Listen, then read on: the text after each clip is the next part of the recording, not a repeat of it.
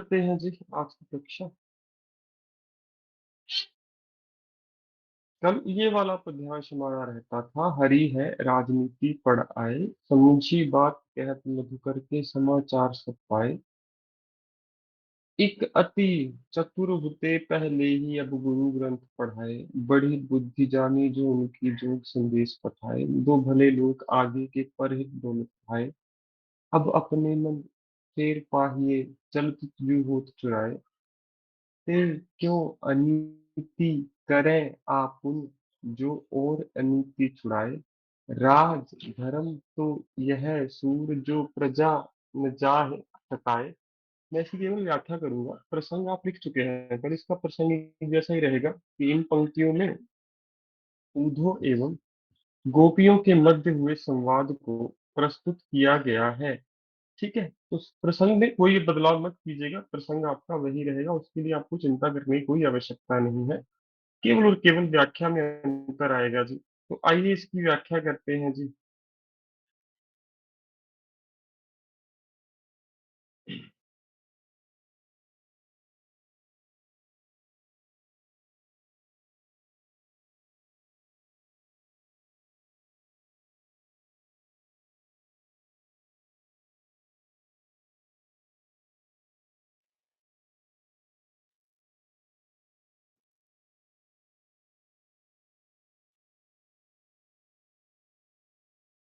हाँ जी।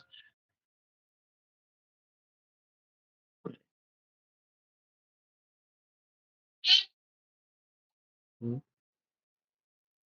अच्छा,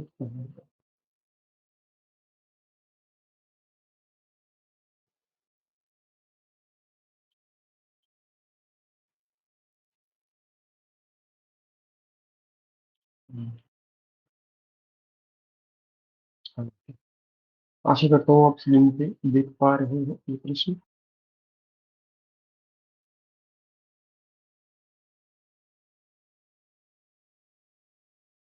आप सीधा व्याख्या करेंगे इसकी। प्रसंग में से बता दूं, प्रसंग में बदलाव नहीं आएगा। गोपियों तथा उद्धव के मध्य जो संवाद हो रहा है, इसका जो प्रसंग है वो वही है कि इन पंक्तियों में गोपियों तथा उद्धव के मध्य संवाद सूरदास जी ने प्रस्तुत किया है, जहाँ पे गोपियां प्रेम की प्रतीक है, उद्धव ज्ञान का प्रतीक है।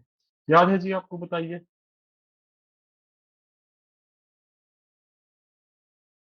ठीक है, तो आइए मैं सीधी व्याख्या लिखता हूँ, तथा जो शब्द आपको ना समझ आया आप साथ साथ पूछ लेना। हरि है राजनीति पढ़ाए,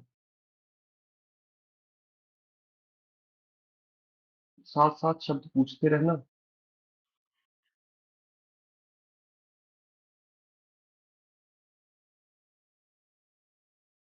व्याख्या लिखिए। इन पंक्त सर्वप्रथम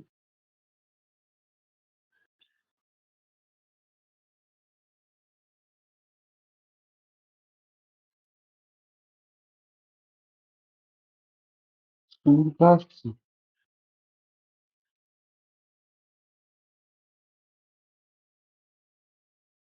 इस पद्यांश में लिखते हैं कि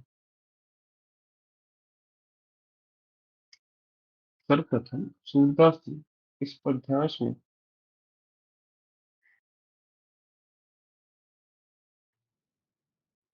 उल्लेखित करते हैं कि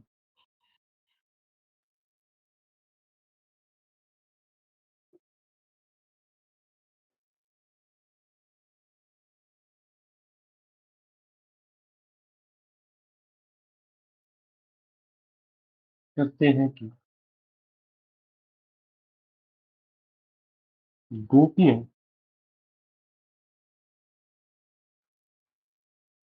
अपनी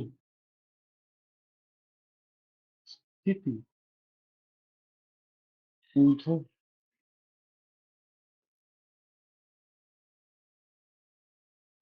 को बता रहा है।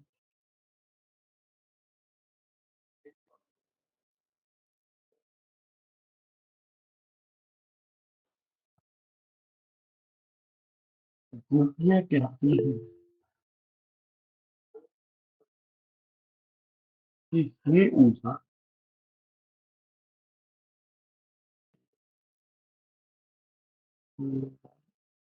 हरि है राजनीति पढ़ आए। देखो, हे विधि,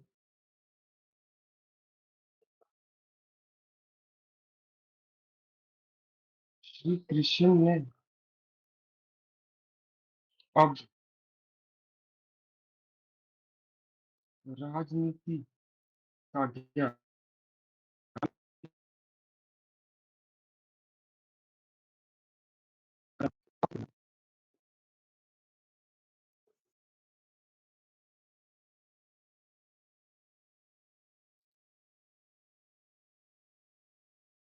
फिर जी क्या कहना चाहते हैं? सर ऊधो मतलब क्या होता है?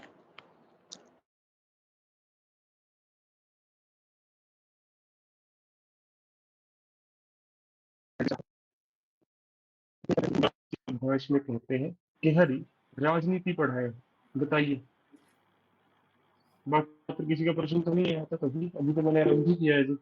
सर आई गेस आपकी वॉइस ब्रेक हो रही है। वॉइस ब्रेक हो रही है। ऊधो, क्या पूछ रहे हो? ऊधो क्या होता है? Yes sir.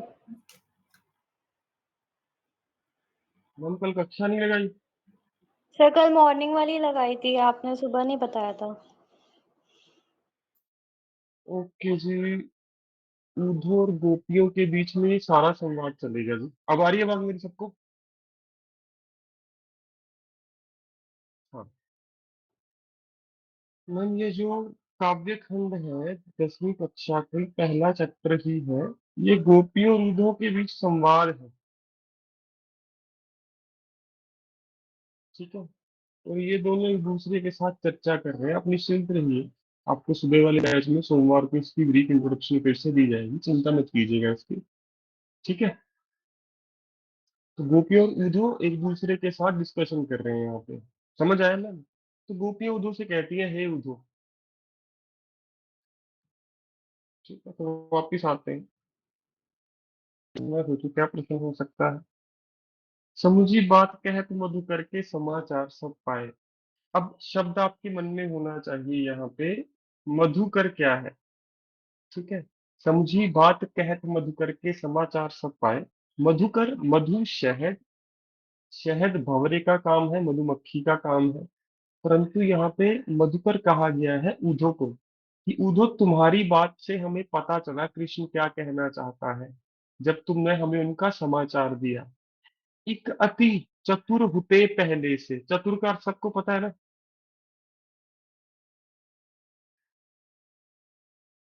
क्लेवर। कहते हैं एक तो कृष्ण पहले से ही बहुत चतुर है, अति चतुर।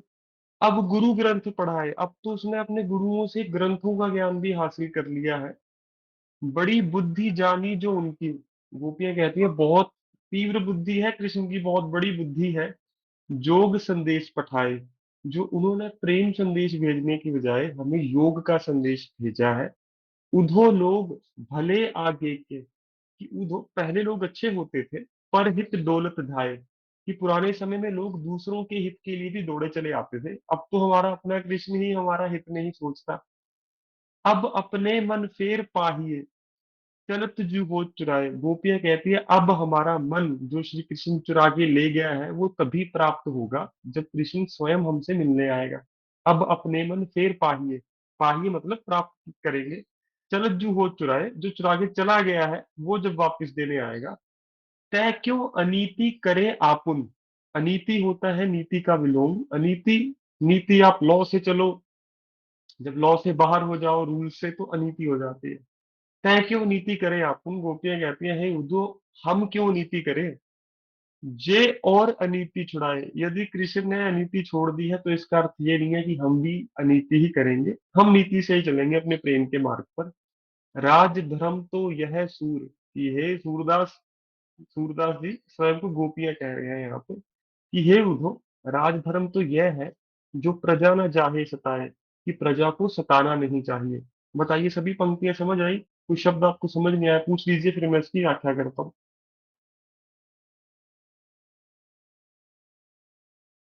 ठीक है जी। तो बहुत ज्यादा मुश्किल नहीं है, धीरे धीरे आपको मध्यकालीन काव्य भी सरल लगने लग जाएगा जैसे जैसे आप पढ़ते जाओगे। क्योंकि अगला जो काव्य है वो बहुत कठिन है। पर हाँ, आराम से पढ़िएगा, लक्ष्मण परशुराम जी के बीच में चर्चा हो रही है। और ऐसा ना हो कि आप इस पे ही अपना सारा समय देते रहो, पेपर में ही आए ना। तो मैं इसलिए कहता हूँ, सार देखिए क्या है, बात क्या चल रही है। पंक्ति में दो तीन शब्द पकड़ के यदि आप बात लिख पा रहे हो ढंग से, तो यहाँ पे बहुत समय व्यर्थ मत कीजिएगा अपना। ठीक है। तो क्या कहती है, समझी बात कहत मधुकर के समाचार सब पाए। लिखिए जी।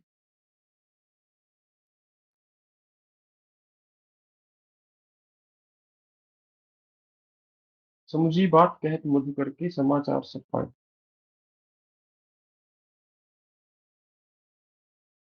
जब गोपियों को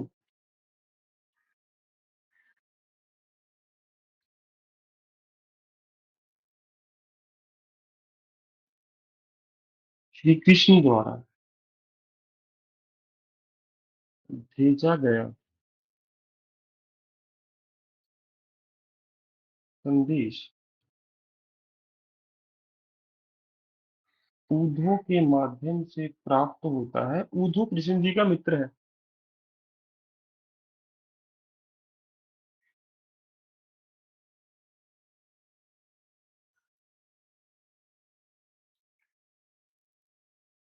तब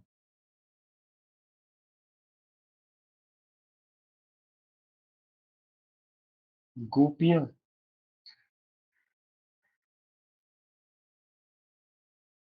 श्री कृष्ण के राजनीति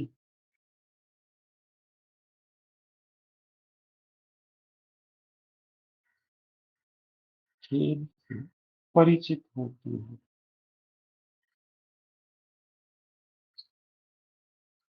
अब इसको आगे सूरदास जी ही लिखेंगे, मैं तो बस उनकी बात को स्पष्ट करके लिख रहा हूँ कि समुझी बात कहत मधुकर के समाचार सब जग पाए।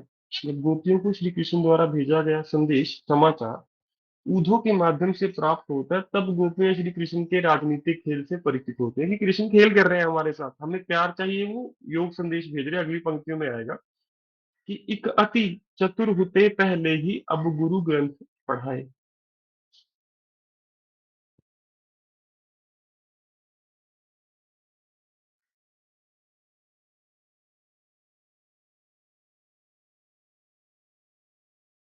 गोपियां कहती हैं कि श्री कृष्ण तो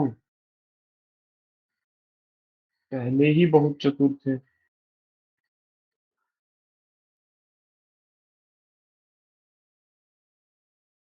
परंतु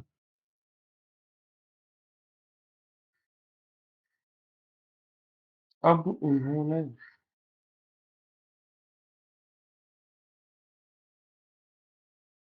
अपने गुरुओं से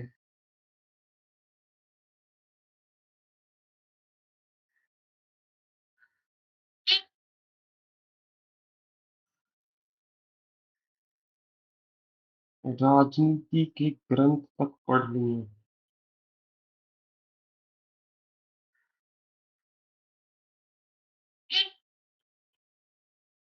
ठीक है, तो मैं पूरी व्याख्या में सर्वप्रथम सूरदास इस पद्यांश में लिखित कर रहे हैं कि गोपी अपनी स्थिति उद्धव को बता रहे हैं।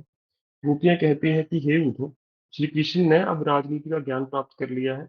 जब गोपियों को श्री कृष्ण द्वारा भेजा गया संदेश उद्धव के माध्यम से प्राप्त होता है, तब गोपियां श्री कृष्ण के राजनीतिक खेल से परिचित होती हैं। गोपियां कहते हैं कि श्री कृष्ण तो पहले ही बहुत चतुर थे, परंतु अब उन्होंने गुरुओं से राजनीति के ग्रंथ तक पढ़ लिए हैं। बड़ी बुद्धि जानी जो उनकी जोग संदेश पठाए।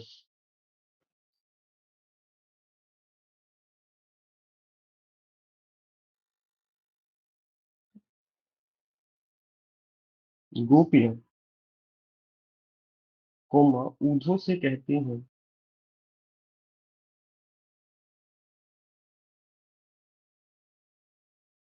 कि हे ऊँटों,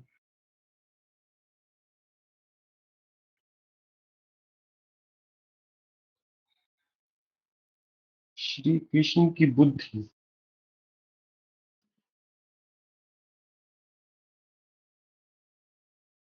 इतनी तीव्र है कि ये जानते हुए भी कि हम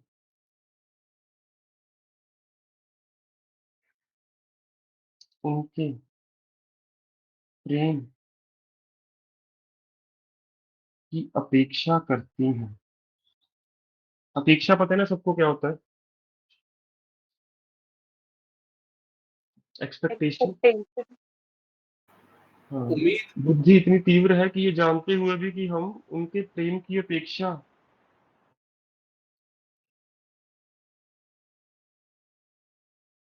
रखती हैं, फिर भी उन्होंने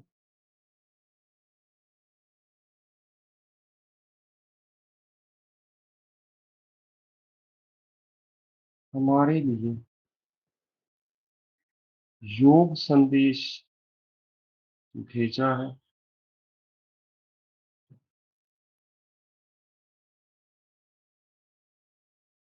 जो उनकी विशाल बुद्धि का प्रमाण है।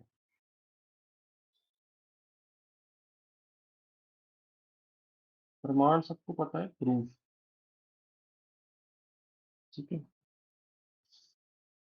यही कह रही हूँ। बड़ी बुद्धि जानी जो उनकी विशाल बुद्धि, जो योग संदेश पिठाए, उदो भले लोग आगे के परहित डोलत भाए।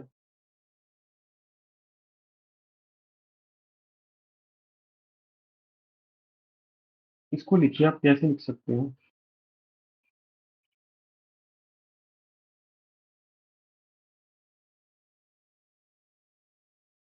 पुराने समय में सज्जन लोग दूसरों के हित हेतु भी दौड़े चले आते थे,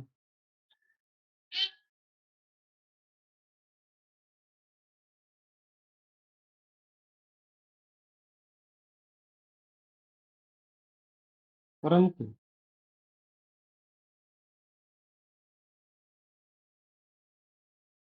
आज हमारे अपने सखा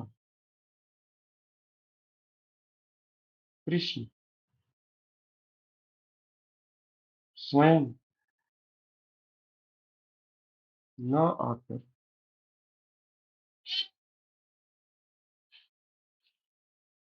हमारे लिए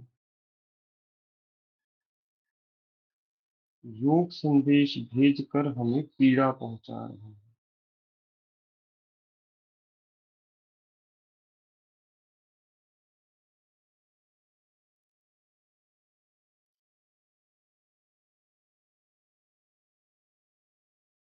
ठीक है जी। तो जब आप एक बार पढ़ो तो ये पूरा जुड़ा लगेगा आपको, मजा भी आएगा पढ़ने में। गोपियां क्या कटाक्ष कर रही हैं, क्या कहना चाहते हैं। अब अपने मन फेर पाहिए, चलत जू होत चुराए।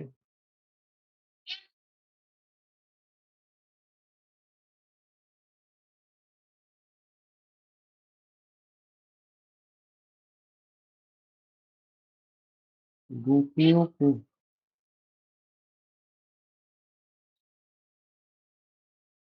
अब अपने मन की पुनः प्राप्ति केवल तभी होगी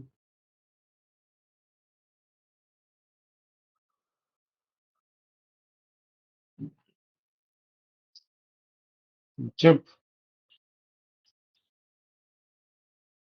उनके मन को चुराने वाले श्री कृष्ण स्वयं उनसे मिलने आएंगे।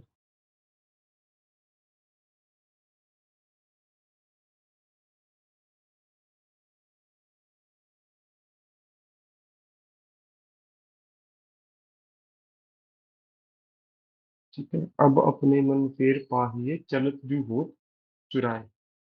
ठीक है, कि हमें अपने मन की प्राप्ति अब तभी हो सकती है जब इसको चुराने वाला श्री कृष्ण स्वयं हमसे मिलने आएगा। तय क्या अनीति करे आपुन, जय और अनीति छुड़ाए। इसकी बहुत अच्छी व्याख्या लिखी जा सकती है, लिखिए।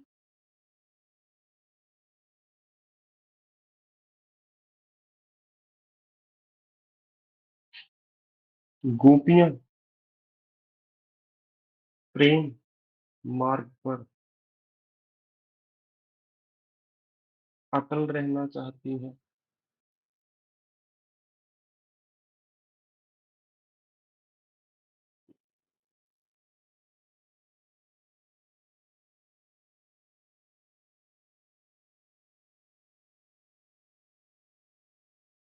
गोपियां प्रेम मार्ग पर अटल रहना चाहती हैं, तथा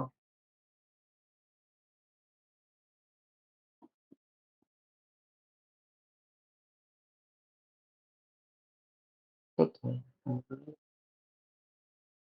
तय के अनूठी है।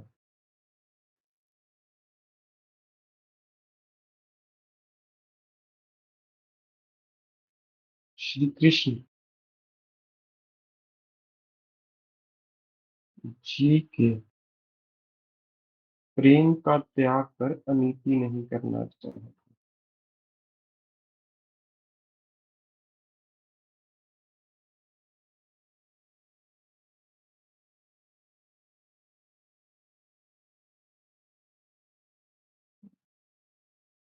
ये सारा भूतकाल में भी चल सकता था। पूरा का पूरी व्याख्या मैं भूतकाल में भी लिख सकता था, गोपियां कहती थी, क्योंकि भूतकाल में भी है। परंतु अभी मैं इसको एक तरीके से नरेट कर रहा हूँ। ठीक है, एक दृष्टा बन के, एक मैं वो हूँ देखने वाला जिसके सामने ये सारा कुछ घट रहा है। तो ऐसे ही बता रहा हूँ मैं। राजधर्म तो यह सूर जो प्रजा न जाग सकाए। अंतिम पंक्तियों में गोपियां कहती हैं।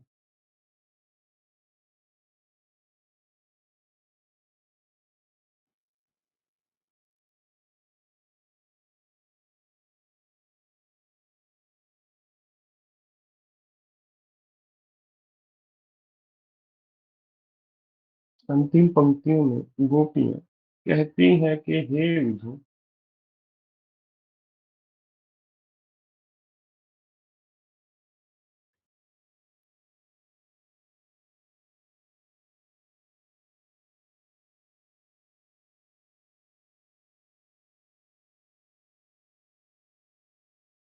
धर्म आप एक साथ भी लिख सकते हो, ऐसे योग चिन्ह के साथ भी लिख सकते हो। ठीक है, राजधर्म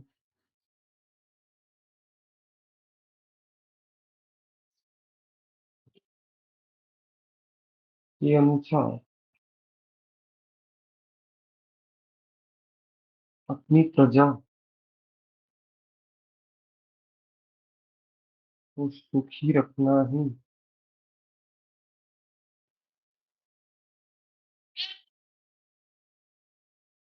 राजा का प्रथम धर्म है।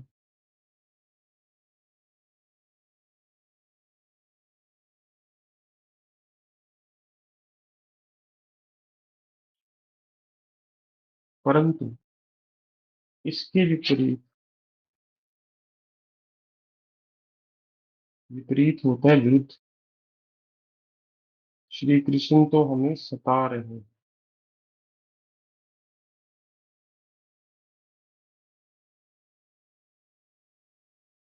ठीक है जी, ये हो गया उत्तर इस पूरे काव्य खंड का। बड़े आराम से लिखा मैंने, कोई जल्दबाजी नहीं की, तेज तेज भी लिखा जा सकता था, पर कोशिश की एक एक पंक्ति पढ़ी जाए, एक एक शब्द बताया जाए। फिर भी कोई शब्द हो रह गया आप पूछ सकते हो। अब आप इसको सारी व्याख्या को पढ़ के बताइए आपको कैसी लगी। ठीक है, जो लिख रहे हैं वो लिख लीजिए, जिन्होंने लिख लिया वो एक बार सारी एक बार में पढ़ के देखिए। क्या आप उसको एक बार में पढ़ के आनंद महसूस कर रहे हैं? यदि नहीं कर रहे हैं बता दीजिए कि सर ये बात अच्छी नहीं लग रही है यहाँ पे। और यही होगा मेंस में भी। यदि आपको अपना लिखा ही पसंद नहीं आ रहा तो शिक्षक को कैसे आएगा? यही मैं आपसे समझाना चाहता हूँ कि शब्दों के पीछे मत भागो। ठीक है, शब्द लिखेंगे हम प्रश्न वाले, पर सभी नहीं लिखेंगे। ठीक, एक बार पढ़िए और बताइए। ठीक है, या फिर इसमें कुछ बदलाव करना चाहोगे आप?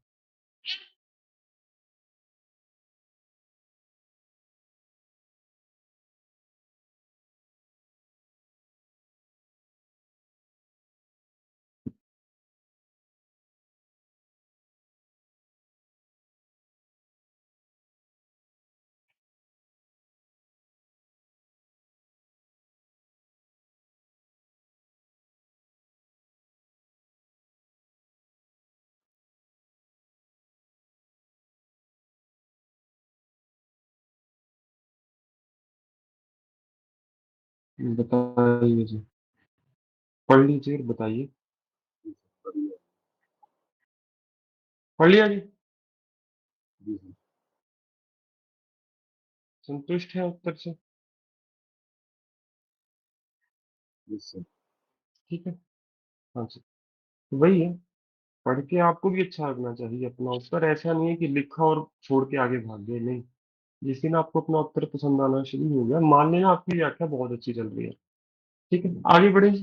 किसी कोई प्रश्न पूछ लीजिए, अन्यथा मैं आगे बढ़ने वाला हूँ। सर एक बार थोड़ा ऊपर किए प्लीज। क्या जी? थोड़ा ऊपर कर दीजिए एक बार। हाँ जी बस सर।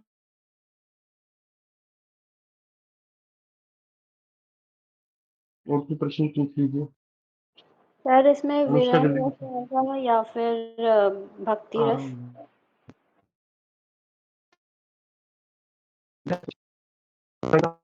इसमें कौन सा है? ठीक है, कोई बात नहीं।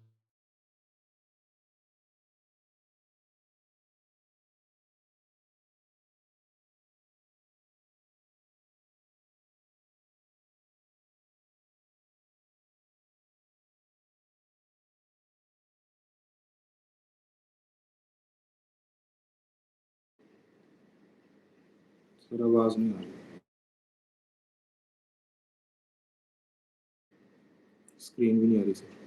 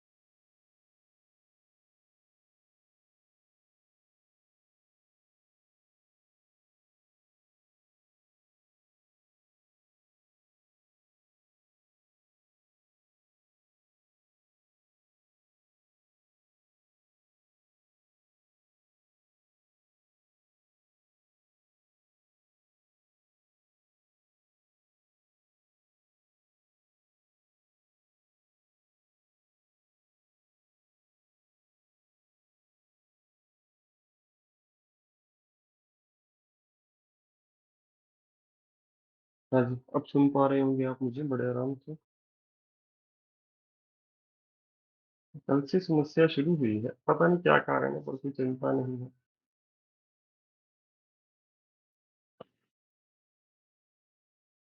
हाँ जी, मैं स्क्रीन शेयर हो रही है आपके साथ, देख रहे हैं? अब मुझे रस एवं अलंकार बताइए जी। रस तो बता दिया एक छात्र ने, विरह रस, बहुत अच्छा। हाँ जी, लेक्चर रिकॉर्ड हो रहा है दीप्ति जी, निश्चिंत रहिए। अलंकार बताइए जी मुझे, कौन सा है इसमें? अनुप्रास। अनुप्रास किस शब्द से सर? समाचार सब। सर दो शब्द में तीन चाहिए। यदि आप वर्ण से आगे बढ़ोगे तो मुझे तीन अक्षर चाहिए, वहां पे तीन शब्द चाहिए। और बताइए जी।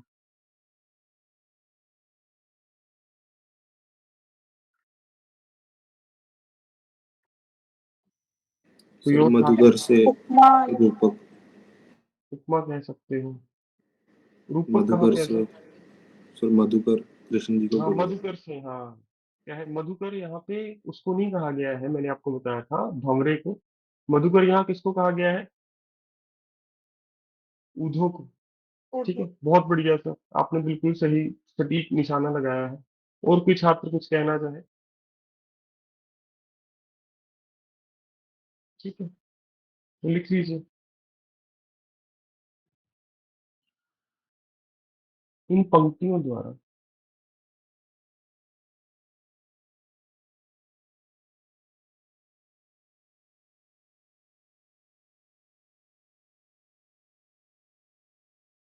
विरह रस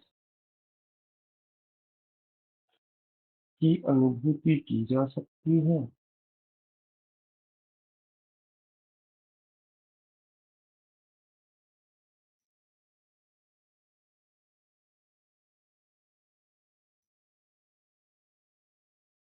प्रथम पंक्ति, हाँ, द्वितीय पंक्ति में द्वितीय होता है जी सेकंड। द्वितीय पंक्ति में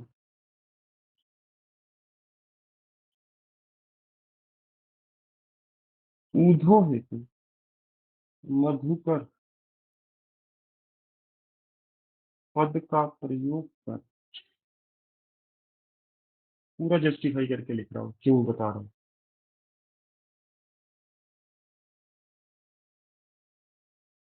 कौन सा अलंकार है जी?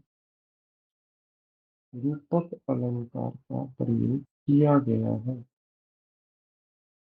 बताइए, सब संतुष्ट है या एक और विशेषता रहती है?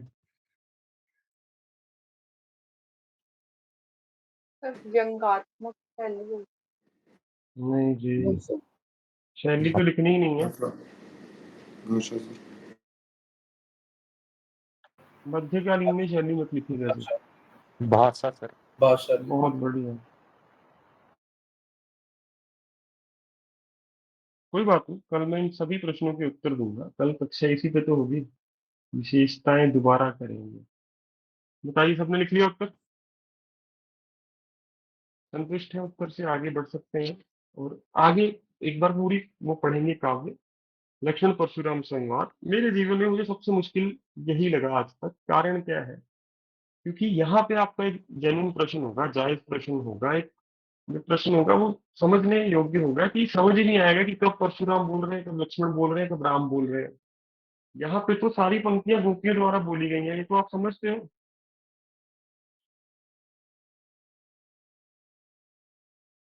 आप भी धोखा दे गए। लो जी,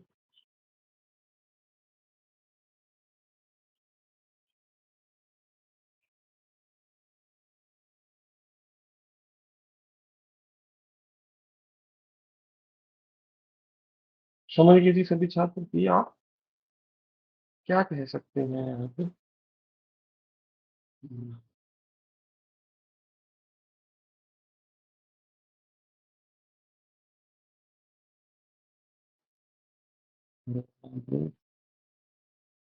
सूरदास जी,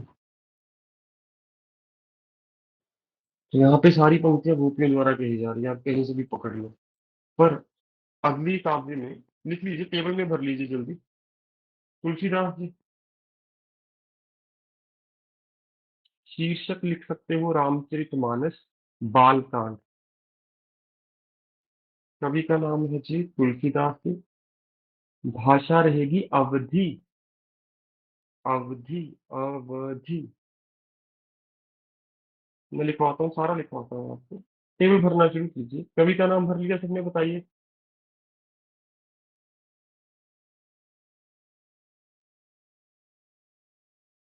उसके बाद लिखिए शीर्षक क्या है कविता का? रामचरितमानस बाल कांड। ये रहा जी।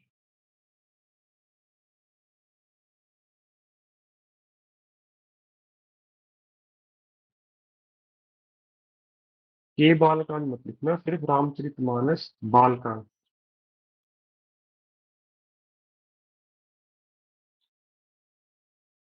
तो आप यहाँ पे लिखोगे ये पद्यांश तुलसीदास जी द्वारा रचित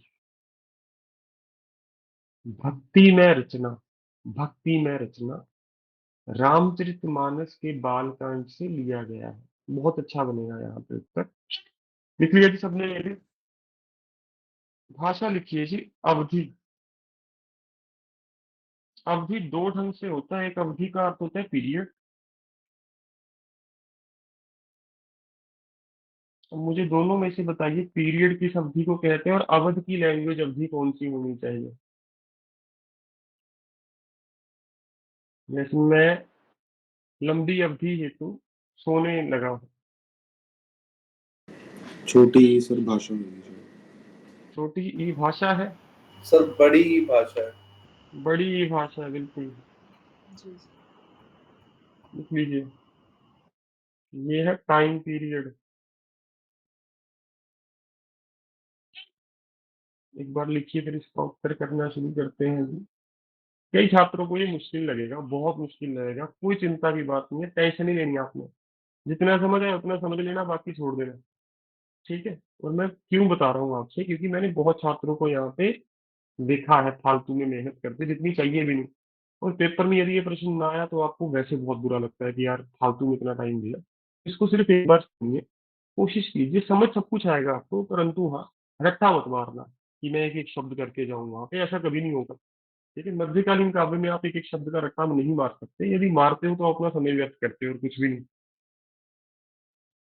तो आइए लिखते हैं जी, पहले पढ़ते हैं। सर इसका सार क्या लिखना है? सार में सार लिखिए, इन पंक्तियों में राम लक्ष्मण परशुराम संवाद पेश किया गया है।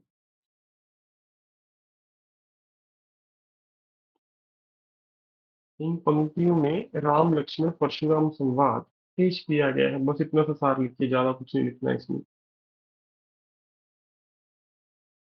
लिखिए यदि सबने, बताइए, फिर उत्तर लिखना शुरू करते हैं। यस एक सर। बार सारा पढ़ के बताऊंगा। ठीक है। व्याख्या सिर्फ पहले इसके काव्यांश की ही करेंगे। और एक इसका आपको होमवर्क मिलेगा, कल मैंने आपको दो होमवर्क दिए थे। एक तो चलो मैंने आज सुबह ही आते करवा दिया, दूसरा कर लिया था मीरा वाला, मॉर्निंग बैच में भी तो वही दिया था मैंने होमवर्क, घायल की गत घायल जाने। सर उसके जो लास्ट सेकंड पार्ट है ना, मुझे उनका मतलब ही नहीं समझ आया। हम गूगल कर लेते हैं। नहीं मिल रहा सर। गूगल पे भी नहीं मिल रहा, कोई गूगल बात नहीं, करने से जाने से आपका पहले सर वो पूछते जाइए। आगे आगे आगे वाला ही चीजें समझ आ रही हैं और वही उधर ही दिखा रहे हैं। कोई चिंता नहीं, मैं बताता हूँ। सर क्या कह रहे थे, अभी कोई कुछ बोल भी रहे थे सर। मैं ये कहता हूँ, इंतजार मत किया कीजिए कक्षा में आने में कि जाके सर से पूछे, या तो उसी वेले उसी वक्त मैसेज भेजो, या फिर गूगल करके देख लो। ठीक है। वरना होता क्या है, रात को नींद अच्छी नहीं आती यदि दिमाग में प्रश्न रह जाए आपके। और ये मैं चाहता नहीं हूँ कि मेन से पहले आपके साथ ऐसा कुछ हो। पूछ के जाना मैम, ठीक है। हाँ जी सर। आगे है जी। नाथ संबूधन भंजन हारा, होई के एक दास तुम्हारा। नाथ किसको कहा जा रहा है, पहले पूरी कहानी सुन लीजिए, है क्या। ये पिक्चर देख रहे हैं आप, तस्वीर अपनी स्क्रीन पे, बताइए। यदि आपको पता है ना इसमें कौन कौन, किस किसका क्या नाम है, तो आपके लिए ये व्याख्या बड़ी आसान होने वाली है। राम लक्ष्मण सबको दिख रहे हैं, परशुराम जी जी सर। सबको दिख रहे हैं, जनक सबको दिख रहे हैं, राजा जनक,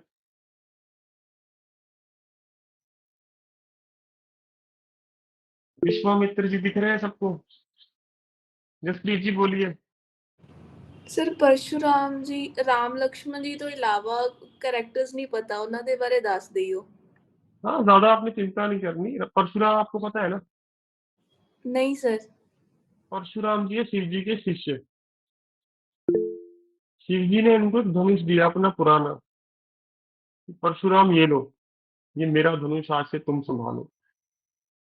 परशुराम जी जब तपस्या करने गए पर्वत पे, तो वो अपना धनुष संभाल के गए सीता जी के पिता राजा जनक को। अब सीता जी बचपन में ऐसे ही उस धनुष को उठा लेती थी।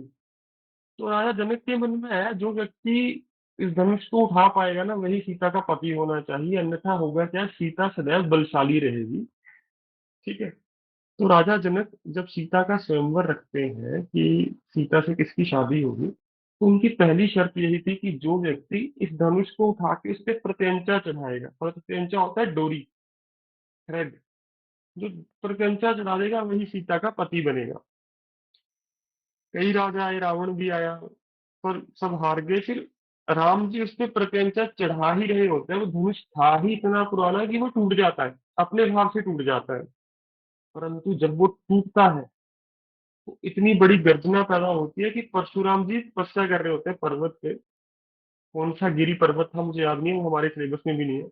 वहां तक आवाज पहुंचती है और उनकी तपस्या टूट जाती है। परशुराम जी को समझ आता है कि ये क्या हुआ है, कि ऐसी आवाज केवल और केवल शिव धनुष के भंग होने से, उसके टूटने से ही आ सकती है। क्रोधित हो जाते हैं कि मैंने तो उसको मान्यता दी थी, तूने धनुष कैसे तोड़वा दिया।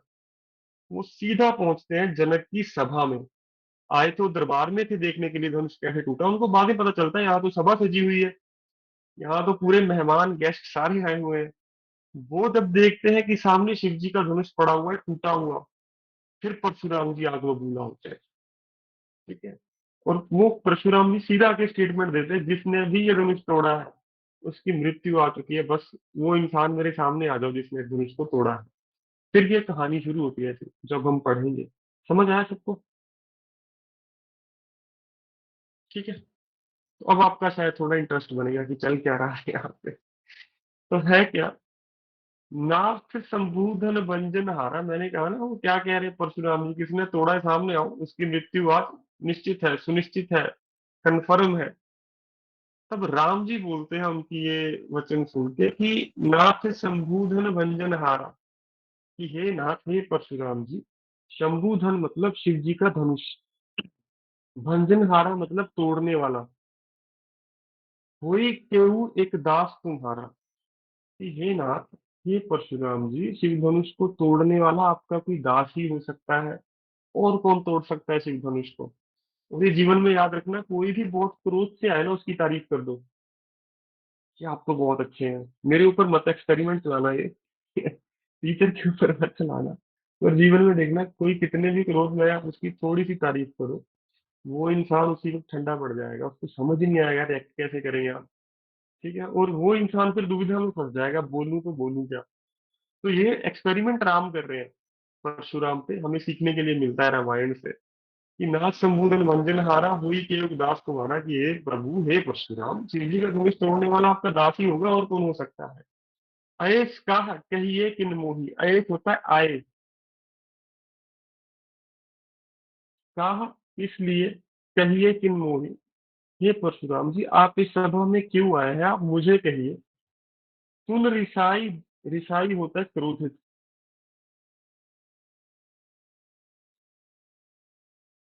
ठीक है। सुन रिसाए बोले मुनि कोही। ठीक है। कोही का अर्थ है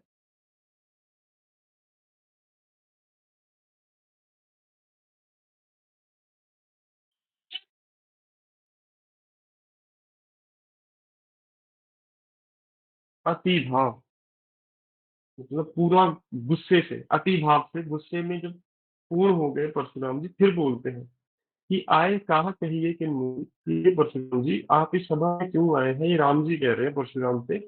सुन रिसाए बोले मुनि को, ये सुन के परशुराम जी भड़क जाते हैं। क्या कहते हैं आगे देखते हैं। सेवक सोजो करे सेवकाई, परशुराम कह रहे हैं कि तुम मुझे कह रहे हो तुम मेरे दास हो। फिर से वॉइस ब्रेक हो रही है सबके लिए, बताओ। होनी नहीं चाहिए अब तो। नहीं सर, ठीक है। नहीं सर, बीच में थोड़ी सी हुई थी, वैसे ठीक ठीक है चल सर। रहा है या बताइए। ठीक है अच्छा। सर, ठीक है। कौन जनाब है सर, आपकी आवाज ब्रेक हो रही है।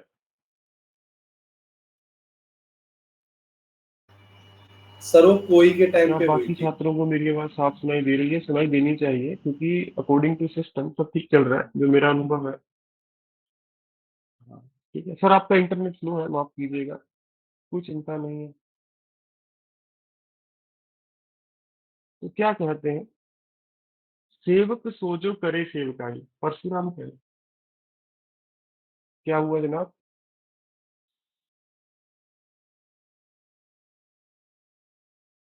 एक तो बीच में रोक के फिर चुप हो जाते हैं।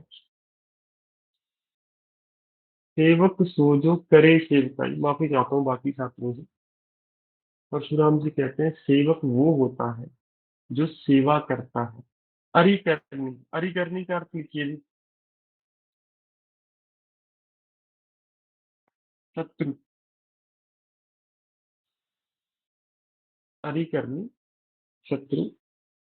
अरि करनी करी ये लड़ाई। लड़ाई का सबको पता होगा क्या होता है लड़ाई।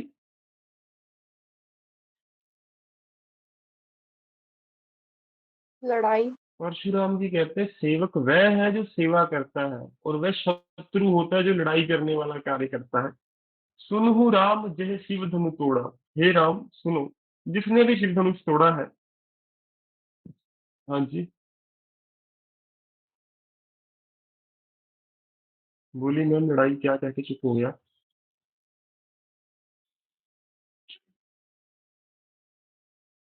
ठीक है, सुनहु राम जय शिव धनु तोड़ा, कि हे राम जिसने भी शिव धनुष तोड़ा है। सहस बाहु सम सो रिपु मोरा। सहस बाहु का नाम सुना है आपने? सहस्त्र बाहु का नाम आप में से किसी ने सुना हो? नहीं। सहस्त्र बाहु वह योद्धा था जिसने रावण को हरा दिया था। रावण को तो उसने कीड़े के जैसे मसल दिया था। वो तो परशुराम जी को तरस आ गया रावण पे, उसको छुड़वा दिया था कि छोड़ दो यार इसको, बच्चा है रावण भी। ठीक है, परंतु उसकी हजार बाजुएं थी। परशुराम जी ने अपने परसे से उसकी हजार की हजार बाजुएं काट दी थी। और परशुराम जी उसको अपना सबसे बड़ा दुश्मन समझते थे, सहस्त्र बाहु को। तो क्या कहते हैं परशुराम जी, सुनहु राम जय शिव धनु तोड़ा, कि हे राम जिसने भी शिव धनुष तोड़ा है। सहस बाहु सम सो रिपु मोरा। रिपु होता है शत्रु। फिर से कह रहे जिसने भी शिव धनुष तोड़ा है वह सहस्त्र बाहु के समान मेरा शत्रु है, जिसको मैं अपना सबसे बड़ा शत्रु मानता हूँ। बताइए, चार पंक्तियां समझ आई सबको?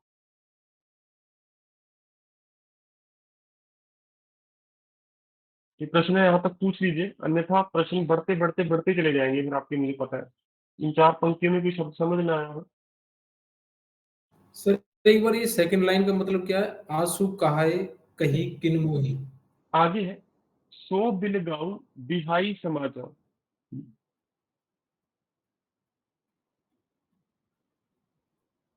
किस कार्य से आप यहाँ आए हैं, राम कह रहे हैं मुझे कहिए, परशुराम से। ठीक है जी, कि आप किस कार्य से यहाँ आए हो, हे परशुराम मुझे बताइए। सुन रिसाए बोले मुनि को ही। ये सुन के परशुराम जी क्रोधित होकर बोलते हैं। ठीक है, बाद में उत्तर भी दे दिया करो दोस्तों। सो बिलगाऊं बिहाय समाजा। बिलगाऊं का अर्थ होता है अलग होना। लीजिए,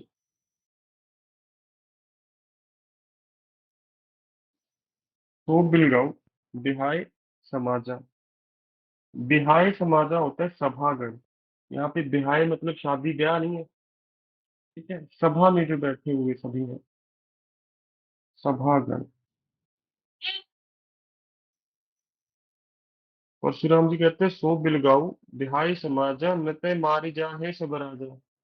इस सभा में जितने भी राजा है ना, उस व्यक्ति से अलग हो जाओ जिसने शिव धनुष को तोड़ा है, अन्यथा इस सभा में जितने भी राजा बैठे हैं सब मारे जाएंगे। पांचवी पंक्ति समझ आ गई सबको? जी तो सर। पहले डेढ़ पंक्तियां राम बोल रहे हैं, बोलिए क्या कहना चाहते हैं। पहली डेढ़ पंक्तियां राम जी कह रहे हैं, फिर परशुराम जी, अब लक्ष्मण जी का प्रवेश होने वाला है, लक्ष्मण जी की एंट्री होने वाली है इस पूरे संवाद में। सुन मुनि वचन लखन मुस्काने। इसका अर्थ तो सबको पता चल ही गया होगा क्या है, जो मैंने नीला किया है पंक्ति में, कि परशुराम जी के वचन सुन के लक्ष्मण जी मुस्कुरा रहे हैं। सब राजा डरे बैठे हैं कि मौत आई हुई है सभा में, ये मुस्कुरा रहे हैं। बोले परस धर ही अवमाने। अवमाने होता है अपमान करना।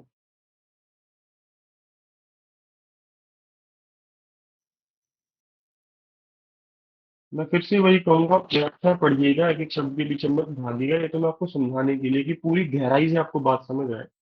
सुन मुनि वचन लखन मुस्काने। परशुराम जी के वचन सुन के लक्ष्मण जी मुस्कुरा रहे हैं और क्या बोलते हैं, परस धरहि अवमाने। कि ये जो आपने परसा पकड़ रखा है ना, परसु धरहि मतलब जो परसा पकड़ रखा है, ये मुझे ऐसा प्रतीत हो रहा है जैसे मेरा अपमान कर रहा है। तो ये बात लक्ष्मण बोल रहे हैं। समझ गए सभी? बोले पर्स धरहि अब माने, कि आपने जो पर्स या धारण कर रखा है ना, ये पर्स आपने आपने पकड़ रखा है, परसे को हिंदी में कहते हैं फरसा। व्याख्या में ऐसा लिखा जाएगा। समझ गए सभी छात्र, बताइए। बहुधनु ही तोरी लड़काई। लक्ष्मण कहते हैं बचपन में बहुत धनुष तोड़े हमने। कबहू न असरिस की नहीं गोसाई। कबहू मतलब कभी भी, न असरस, असरस होता है आनाकानी क्रोध, की नहीं गोसाई, कि तब तो कोई ऋषि मुनि क्रोध करने नहीं आए, जब बचपन में हमने बहुत धनुष तोड़े, तो आज आप किस लिए आ गए हो हे मुनि यहाँ पे। यह धनु पर ममता काहे हेतु। लक्ष्मण पूछते हैं आपको इस धनुष पे इतनी ममता क्यों आ रही है मुनि जी। मुनि रिसाए कह भृगुकुल केतु। सुन रिसाए कह भृगुकुल केतु। भृगुकुल केतु परशुराम जी को ही कहते हैं, भृगुकुल से थे। रिसाए का अर्थ मैंने ऊपर बताया था आपको, क्या होता है बताइए, आखिरी पंक्ति में। क्रोध। क्रोध। सुन रिसाए कह भृगुकुल केतु। लक्ष्मण की ये बात सुन के भड़क जाते हैं परशुराम जी, क्रोधित उठते हैं। पेपर में भड़क जाना मत लिखना, क्रोधित उठना लिखना है। मैं आम भाषा में बात कर रहा हूँ आपसे। रे नृप बालक काल बस बोलत तोहे न संभार। नृप बालक लिखिए उदंड बालक, या राजा का पुत्र, क्योंकि बैठे सारे राजा हैं। ब्रैट को कहते हैं वैसे। ब्रैट शब्द सुना होगा आपने अंग्रेजी का। कि रे नृप बालक काल बस बोलत तोहे न संभार। परशुराम जी कहते हैं हे मूर्ख राजा के बेटे, तुम काल के वश में आके बोल रहे हो, और तुम्हारा अपने ऊपर कोई वो नहीं है, क्या कहते हैं, कंट्रोल हिंदी में कहेंगे, शब्द समझ नहीं आ रहा एकदम से, पहले दिमाग में था कि तुम्हारा अपने ऊपर काबू, काबू नियंत्रण, कि तुम्हारा अपने नियंत्रण। ऊपर नियंत्रण नहीं है बेटा। हाँ, तुम काल के बस में आकर बोल रहे हो। धनु ही सम त्रिपुरारी धन विदित सकल संसार। त्रिपुरारी किसको कहते हो आप। शिव जी को। शिव जी। धनु ही सम त्रिपुरारी धन विदित, विदित होता है कंप्लीट, सकल फिर से सारा संसार। परशुराम जी कहते हैं शिव जी के धनुष के जैसा और कोई धनुष इस संसार में नहीं है मूर्ख बच्चे। और तुम कह रहे हो बचपन में धनुरी तोड़ी, धनुरी तोड़ी। समझ गए पूरा काव्य। यदि इसमें अभी भी कोई शब्द है पूछे जल्दी जल्दी, फिर मैं इसकी व्याख्या करना चाहूंगा। सर ये विदित क्या है? विदित मैम सारा कंप्लीट। विदित ओके। सकल मतलब पूरे इस विश्व में। सर लास्ट लाइन एक बार फिर से रिपीट कर दीजिए। धनु ही सम त्रिपुरारी धन, इस शिव जी के धनुष के जैसा कोई दूसरा धनुष विदित सकल संसार, इस पूरे संसार में कहीं नहीं होगा। ठीक है जी।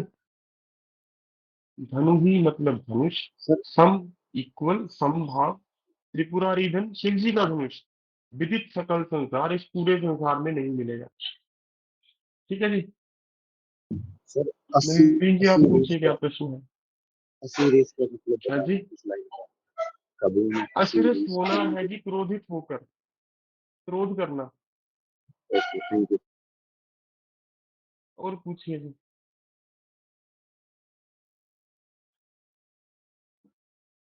बताइए, व्याख्या शुरू करें इसकी। प्रश्न पूछ लीजिएगा, क्योंकि मैं इन दो काव्यों को ही सबसे ज्यादा समय देना था मैंने, एक तो कल कर लिया, दूसरा ये है, ये कल तक चलेगा हमारा। ठीक है। और कल इसे समाप्त करके मैं आपको फिर विशेषताएं दोबारा पढ़ाऊंगा। रस अलंकार, रस तो मुझे पता है आप कर लोगे, अलंकार में दोबारा पढ़ाऊंगा आपको। कई अलंकार नहीं मिलेंगे आपको देखने के लिए, पर हाँ बच्चों के जैसे समझ आएंगे, ऐसा नहीं कुछ बहुत मुश्किल सीखने के लिए मिलेगा। तो आइए इसकी व्याख्या करते हैं।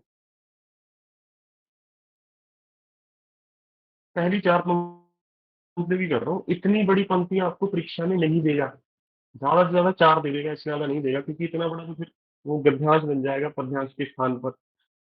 ठीक है। तो आइए अपनी व्याख्या आरंभ करते हैं पहली चार पंक्तियों की।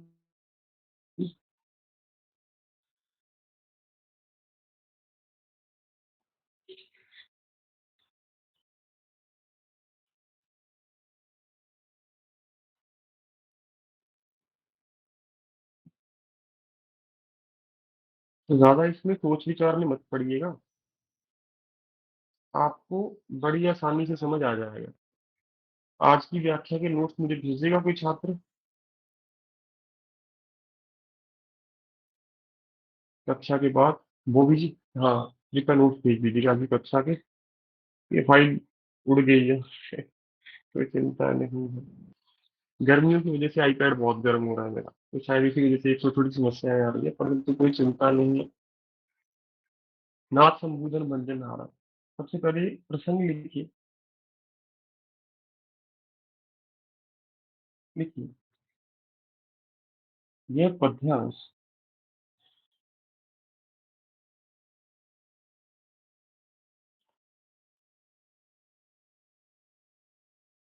भक्ति काल के उत्कृष्ट कवि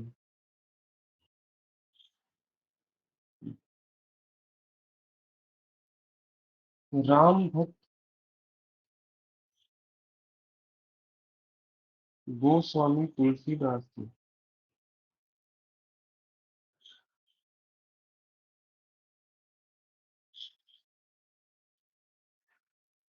गोस्वामी तुलसीदास जी। गोस्वामी मैंने ठीक लिखा है बताइए?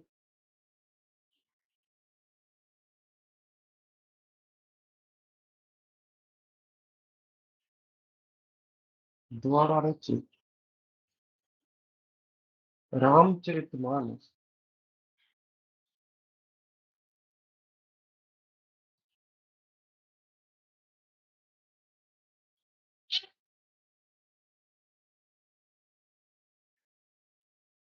ये बालकाल से लिया गया है। बालकाल मतलब उनके जो बचपन की कहानियां, बचपन की स्मृतियां हैं, वो लिखी गई हैं।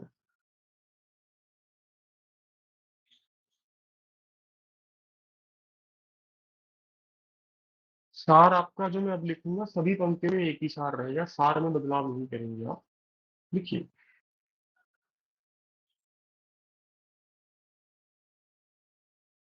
जिस समय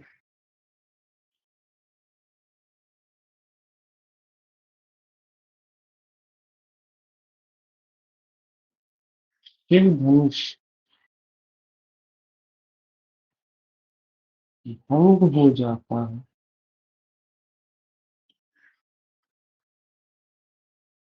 उस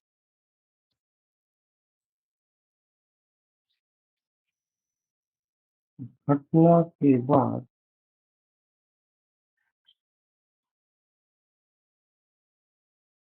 परशुराम जी, और जिस समय नहीं लिखना चाहिए था, मुझे लिखना चाहिए था सीता स्वयंवर के समय जब शिव धनुष भंग हो जाता है, परंतु ऐसा लिखा है, कोई समस्या नहीं है, ये भी बिल्कुल ठीक है। इसको और अच्छा बनाने का तरीका बता रहा हूँ कि सीता स्वयंवर के समय जब शिव धनुष भंग हो जाता है, उस घटना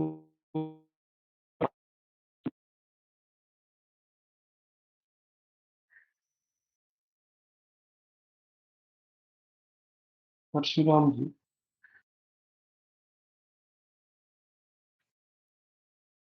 अब मैं उस चीज को ले रहा हूँ जो मैंने नहीं लिखी। राजा जनक की सभा में पहुंचते हैं,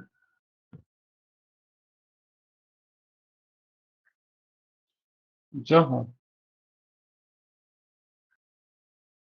सीता स्वयं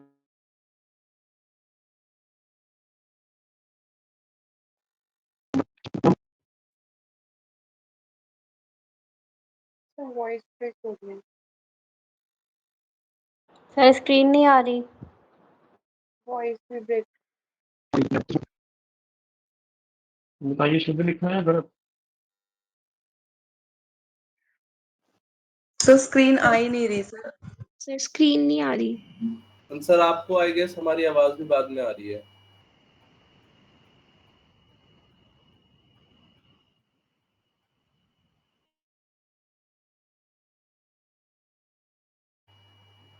स्क्रीन तो विजिबल है।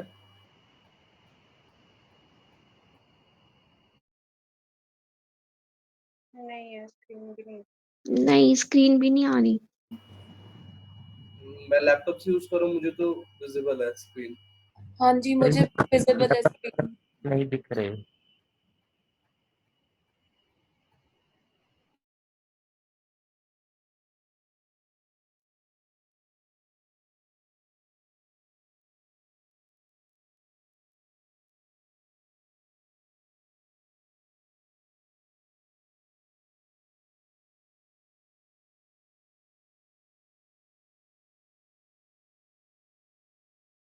हाँ जी, अब ठीक है।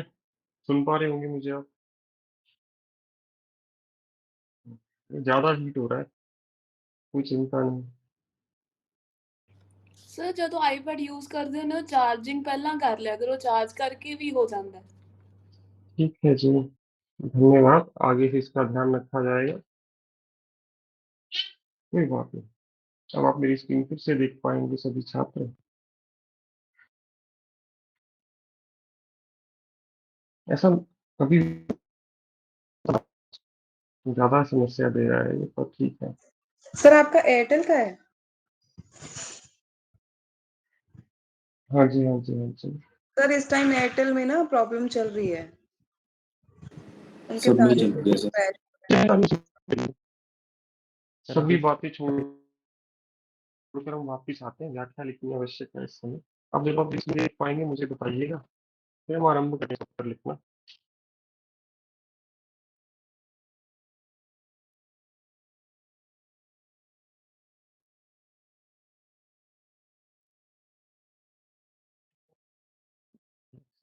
गर्म, एक मिनट।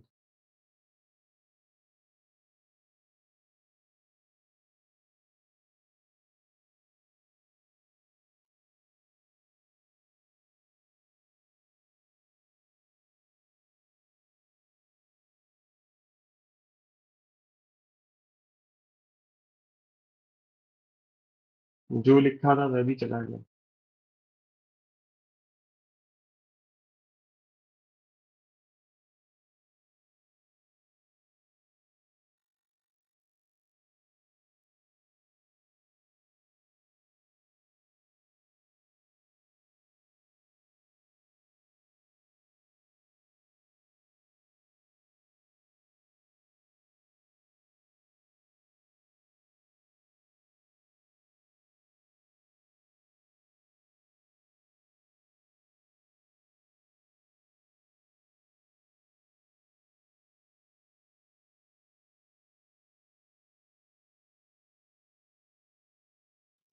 हाँ जी, अब आ रही होगी। रुकिए, रुकिए, इतनी जल्दी मत मुझे शेम कीजिए। कोई बात नहीं। हाँ जी, कोई चिंता नहीं है, ये गर्म हो गया है ज़्यादा, पहली बार हुआ है ऐसा। आगे से कोशिश करूँगा नया आईपैड लेके आने की, आज ले लेता हूँ। तो आज यहीं पे हम विराम लेते हैं, जितना हमने किया, आशा करता हूँ आपको उतना समझ आया। यदि मैं और कोशिश करूँगा फिर आपको भी बुरा लगेगा कि नहीं हो पा रहा कोशिश के बाद भी, तो आपका समय व्यर्थ नहीं करना चाहता मैं।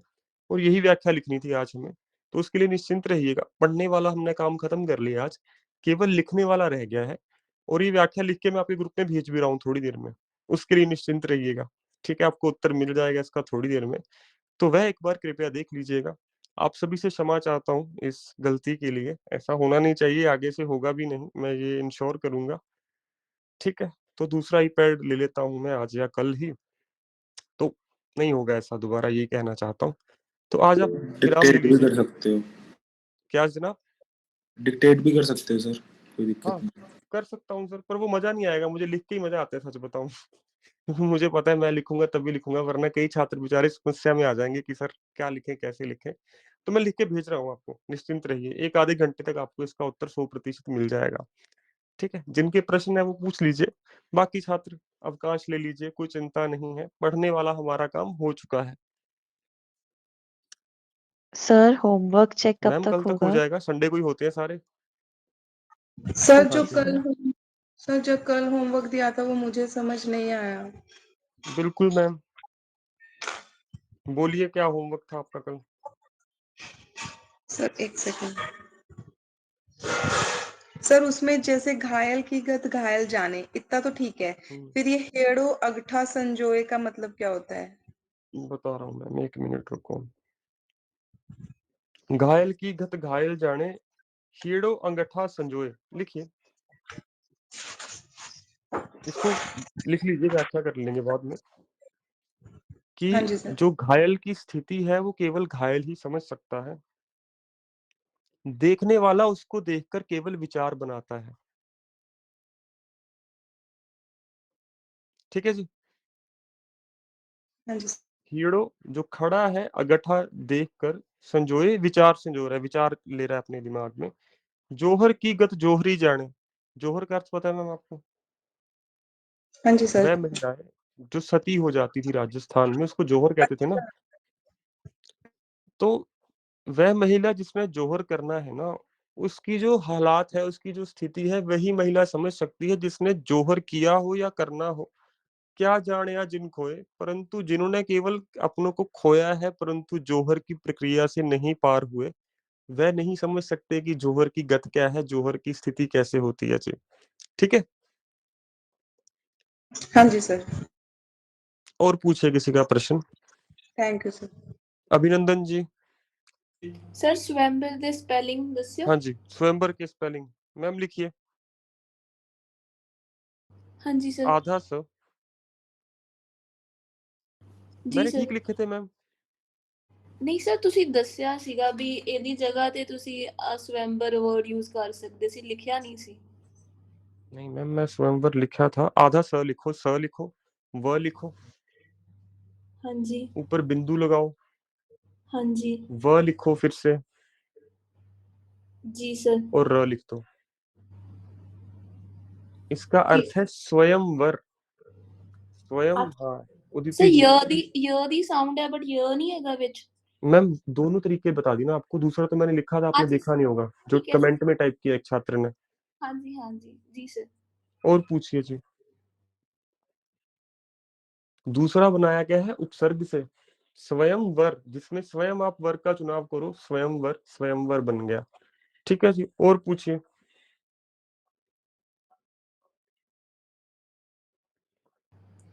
ਸਰ ਰਾਮਚਰਿਤ ਮਾਨਸ ਚ ਰਾਮਾਇਣ ਸਾਰੀ ਏਦਾਂ ਹੀ ਲਿਖੀ ਹੋਈ ਹੈ ਜਿੱਦਾਂ ਆਪਾਂ ਪੜ੍ਹੀ ਹੈ।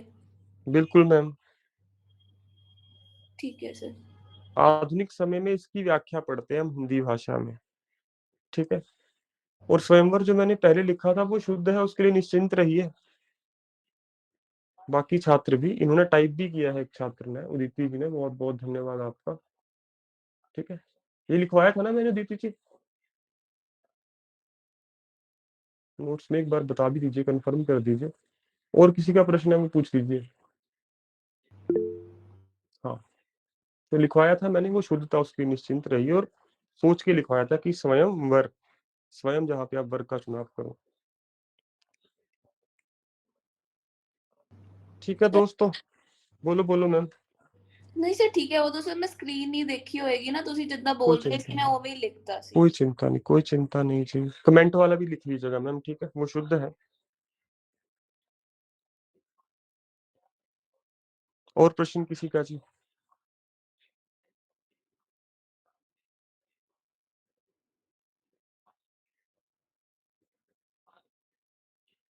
ठीक है जी, मैं कक्षा समाप्त कर रहा हूँ। माफी चाहता हूँ आज के आपके अनुभव के लिए। ये पहली बार हुआ है ऐसा अनुभव कि हमें क्लास बीच में बंद करनी पड़ी, परंतु हाँ, व्याख्या लिख के भेज रहा हूँ आपको, कक्षा समाप्त होती 10-15 मिनट के अंदर अंदर। तो आपका दिन शुभ रहे, मेहनत कीजिए आज फिर से बहुत ज्यादा। ठीक है। और कोशिश कीजिए आपको अच्छी नींद आए मेहनत करके आज। तो बहुत बहुत धन्यवाद सभी का जी।